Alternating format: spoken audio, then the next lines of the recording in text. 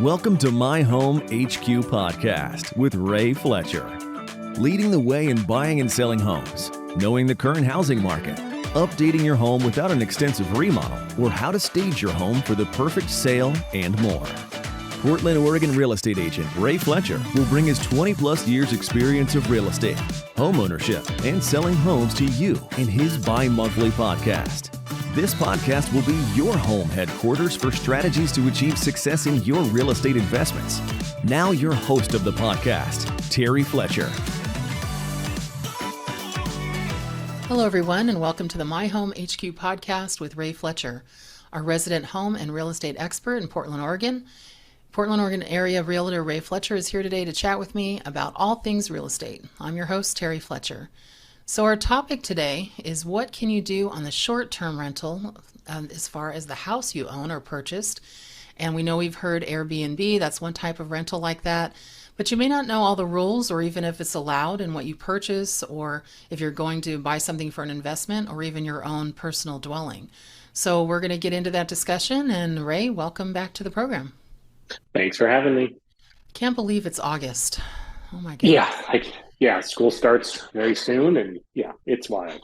Yeah, my summer already went back to school, so I think everybody's getting ready and bracing for that. It's weird because I'm trying to figure out why they want to start kids in August when it's so hot. Right. But I hear that it's about testing. They want to get as much information as they can with kids before the testing starts. So here we go. So you heard kind of the topic today, and I just wanted to give a little kind of background or whatever on this. I know the most popular is what's something called Airbnb, and that company, I mean, it's a monster. It has a valuation of $31 billion according to Forbes. It hosts over 7 million listings and is active in more than 100,000 cities across, they say, 220 countries and regions. And they hope to get to 1 billion guests by 2028. But even though this is something that I'm sure that, people use for holiday get-togethers, or I just saw a special with Pat Mahomes, the quarterback of the Kansas City Chiefs. He's like, oh yeah, we got ours for Super Bowl, 7 months in advance. So they got the entire property where they were going. I know that there's some economic benefits to local economies. They gain from the tourists. But from what I've seen, and I look at New York, I look at where you're at in Oregon, some places in California, there's something called the Airbnb effect that's called over-tourism or the short-term rental issue. Can you tell me what you've heard about that or what people should be thinking of first before they say, oh, I'm going to purchase a house so I can now be a short-term rental manager? Yeah, so the first thing is obviously the pandemic made a big stop because we all had to stay home. And then once that cleared up, it jumped pretty dramatically. Everybody got out, started renting, and then it's now on the decline. A couple of things, what we're seeing from the real estate sales side of things is some areas, touristy areas, some of our coastlines, certain buildings do not allow short-term rentals. And a lot of buyers got in, bought the place during COVID. Were enjoying that area. Now they're back to work, back at home inland, and they wanted to Airbnb their place, and they're not allowed to. And so that's been a big factor. People are now trying to sell their vacation homes and things like that. As far as the over-tourism portion of it, it's just a matter of this. We're in a bit of a decline on a lot of things. But on the other hand, we're not. The inflation debate is ridiculous. Rates are sky high still right now, the highest I've ever experienced in 20 years. And so with that said, people are just kind of hanging tight. It's an interesting time right now, to say the least. Well, when we think of short-term rentals, I want to just kind of define it for people because Airbnb isn't the only game in town. When I looked at that company just for what it was, and by the way, they're a public company where you can buy stock. Their stock's like 130 a share. You have to pay them a fee if you go through them, and then I guess they help with the listing and all that. But what about people that just say, I'm going to just post a sign? Or, I remember when we used to go to the river, there was a sign and we'd go jet skiing up and down the river to find a place we wanted to try next time. And Right. When you see something, because this is something interesting I saw, and I saw this in New York, and I think I saw it in downtown Portland, where you have a doorman in the building. It's one of them, they look like the, what do you call them? Not apartment, but you know what I mean? The Yeah. kind of the Condo, tower right? type Yeah. places. They've started to put in their CR&R, which you know what that is. Yeah. Yeah, dealing with the Covenants, rules. CCNRs, covenant conditions and restrictions. Yeah. CCNR, yeah, thank you. Yeah. And so basically the rules of, well, if you want to stay here, you got to follow this. I mean, I remember we had Yes. one that said you couldn't have a fire pit on your patio. Right. And so they started to add saying no Airbnb, but does that mean you can't like sublet or you can't just have Yeah. somebody So for it? yeah, no Airbnb just means short-term rentals. So Okay. if that's the wording they did, because VRBO, Vacasa, all these other ones are short-term rentals as well. But if they put basically the language they use in your CCNRs or even HOAs is no short-term rentals. Now you can some now also you could also see no the facility that you're living in, the condo traditionally, or if you're in a 55 and older home community, it's owner occupied only. So there's two things. So you can't do long-term rentals either.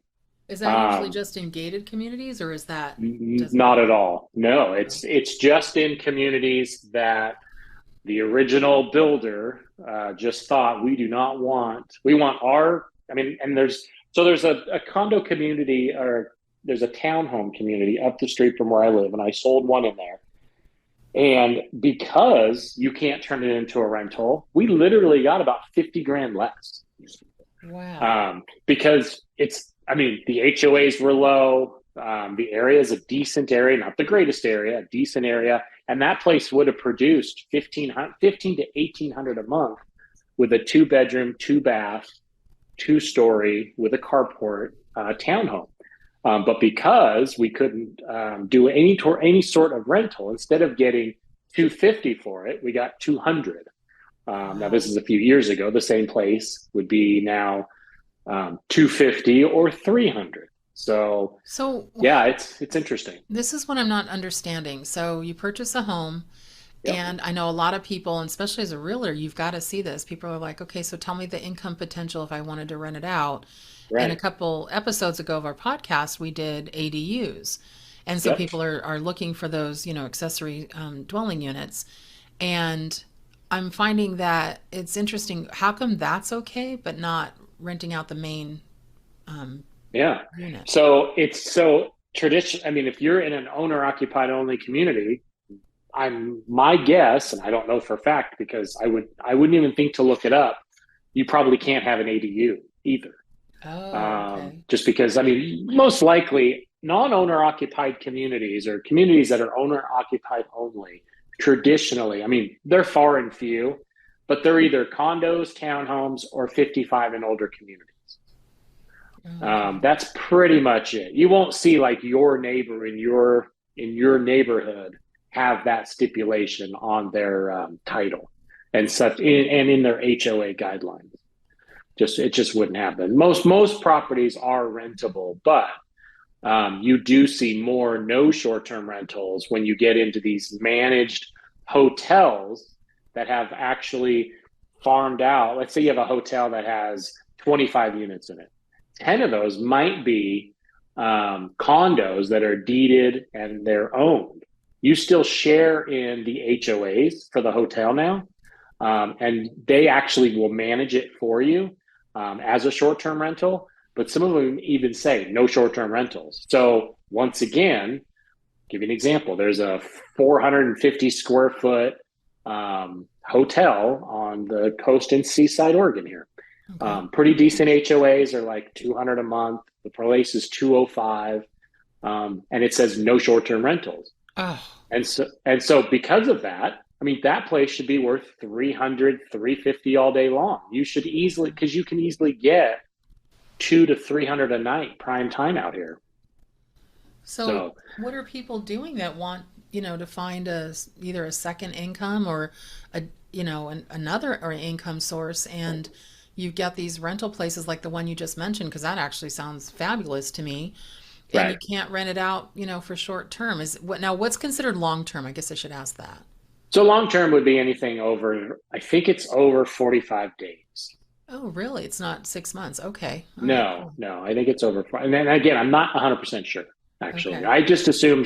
So in my mind, when I see no short-term rentals, I'm thinking day to day. And then they never say, I've never seen no long-term rentals. It's then it goes into owner occupied only.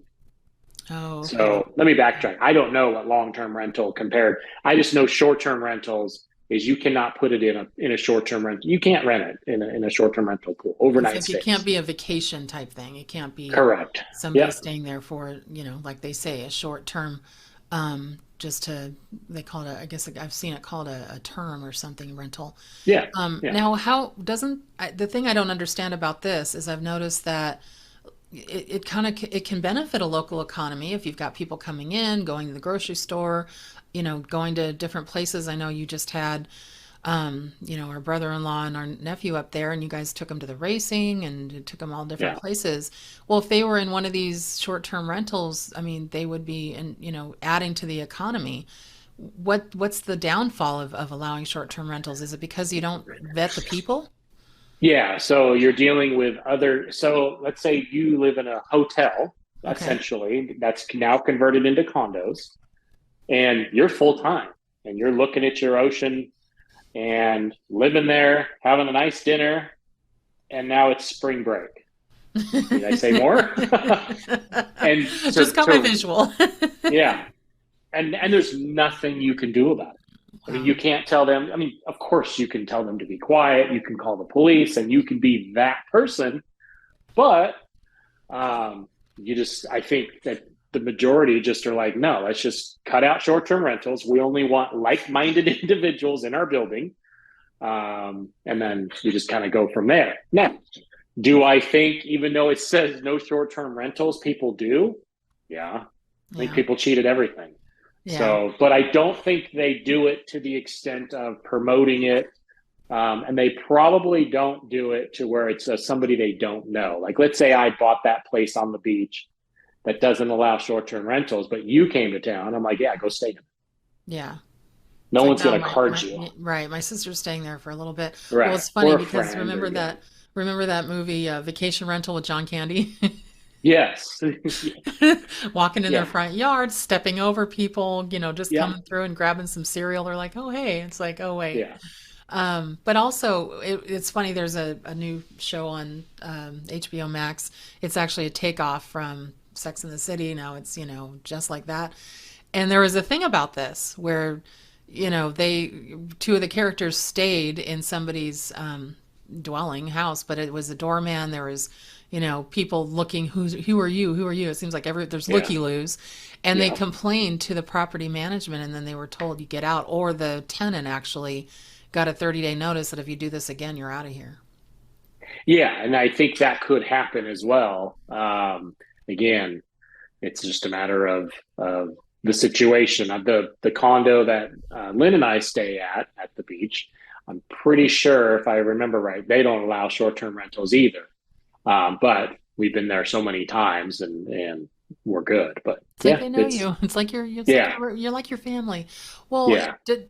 now in the real estate market, because of now some of these, handcuffs as far as not being able to be a short-term rental, have you seen some of these rental properties just sit on the market? Kind of. So a couple things. One, they're not adding new rules. Like, I haven't seen anybody, it went to short term and then they said, now we're not going to do that. So most people know when they previously bought it that this wasn't allowed. So no one's traditionally caught off guard if they have a good enough realtor. The ones that are caught off guard, somehow the realtor was quiet about it, and that would be very strange. Has it happened? Of course, but I mean, it's very rare. So they don't change that. And so if I owned a property on the coast and I knew it wasn't to be a short-term rental, I got to make the decision, or if I was thinking about buying one, am I willing to pay for this thing 100% on my own and not try to subsidize any of it? And so with that said, most people know going into it, and your market time is kind of the market time. The key of that is it's going to be so much cheaper to buy a place that doesn't allow it. It might just be more affordable. And I will say, speaking of the pitfalls of Airbnbs, some people get into the Airbnbs and then they get out and then they realize it's not for them. People do not care about your stuff. Wow. And I've been in some where we take big groups and I mean, people are hard on things. Kind of like a rental car. Kind of like a rental car. I mean, you try to do your best, but I mean, we're calling the manager going, hey, the hot tub stopped working. Hey, the sink's plugged. Hey, why is this refrigerator door not shutting? Right. It's those things that just happen. I mean, think about our own homes that we'll look at something and like, oh, I got to fix that. And we don't even fix it that day. Right. And now with a rental, they're not even telling you it needs fixed. And they're just slamming it to try to fix it themselves. And again, so I have met people that went through it, made great money, but just were so tired of the aftermath when they got back to their property, even though property managed, had a cleaning person. It's just people are hard on things. So just to kind of wrap this up in a bow here, what would you tell people that are going into looking at purchasing a home or a rental property or anything and they come to you and they say, okay, so Ray, I want to use this as a second income. I want to use this as a short-term rental. What's the first thing you would have them do or say to them? So the first thing we do is make sure they have thick skin and they're willing to That's awesome. to deal with owning a rental and that magnitude. The due diligence that both of us would do, the buyer and myself, would be we're checking in the HOAs. We're checking if it was previously a rental to see that P&L statement because it's easy to get, especially if you're using a reputable Airbnb, VRBO, etc.